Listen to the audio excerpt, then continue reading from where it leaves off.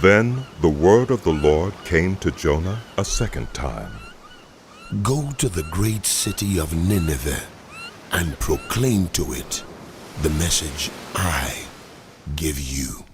Jonah obeyed the word of the Lord and went to Nineveh. Now Nineveh was a very large city. It took 3 days to go through it. Jonah began by going a day's journey into the city, proclaiming, 40 more days and Nineveh will be overthrown! The Ninevites believed God. They declared a fast, and all of them, from the greatest to the least, put on sackcloth.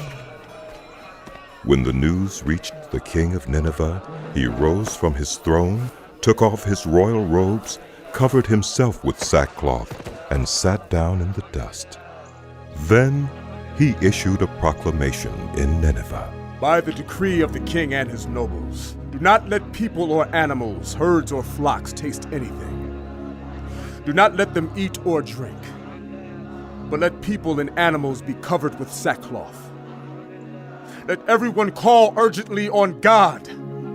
Let them give up their evil ways and their violence. Who knows? God may yet relent and with compassion turn from his fierce anger, so that we will not perish. When God saw what they did and how they turned from their evil ways, he relented and did not bring on them the destruction he had threatened.